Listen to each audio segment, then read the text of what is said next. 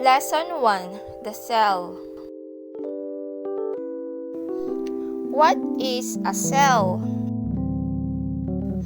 Cells are the basic building blocks of all living things. Cells also contain the body's hereditary material and can make copies of themselves. The cells is the smallest unit of life and all the living beings. Cell is called the structural unit of life.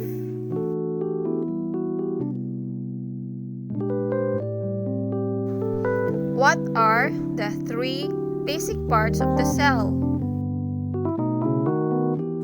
Number 1 is nucleus, number 2 is plasma membrane, and number 3 is cytoplasm.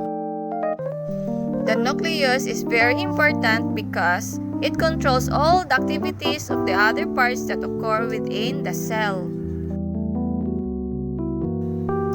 The nucleus is part of the cells which is easily seen. The nucleus contains materials that play a role in hereditary. The plasma membrane controls what goes into and out of the cell. The plasma membrane allows entry of materials needed by the cell and eliminate those which are not needed. The cytoplasm consists of a jelly-like substance where all the other parts of the cell are located. Lesson 2. Plant cell and animal cell. The cell is just like our skin has layers, or we can also call major parts. Their existence is very important in the normal functioning of the cell in general. Here are the major parts of the animal cell: cell membrane, nucleus, cytoplasm, mitochondrion, Golgi body, endoplasmic reticulum, rough ER, smooth ER, ribosomes, and nucleolus.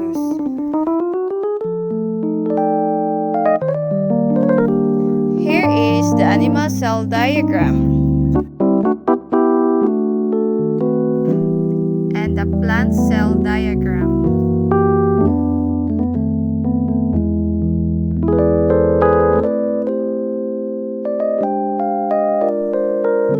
Function of cell membrane. It controls what enters and exits the cell, such as water, nutrients, and waste, and thereby protects and supports the cell. Function of cytoplasm. It fills up the space between the nucleus and the cell membrane. It is where membrane-bound organelles are embedded. Function of the nucleus. It controls and regulates all cell activities. It is the control center of the cell and it contains the cell's DNA. Function of the mitochondrion. Converts energy in food to a form usable to the cell. Function of the Golgi body. Modify, sort, package, and distribute cell products to where they are needed. Function of the endoplasmic reticulum. Carry proteins to different parts of the cell. Function of the rough ER. Attach ribosomes that manufacture proteins. Function of the smooth ER. Contains no ribosomes, makes lipids or fats. Function of the ribosomes. Produced in the nucleus, occurs in large number and can be free-floating in the cytoplasm. Involved in the manufacture of protein, can be attached to the ER. Thus, there is a rough ER. Function of the nucleolus. The prominent round structure in the nucleus.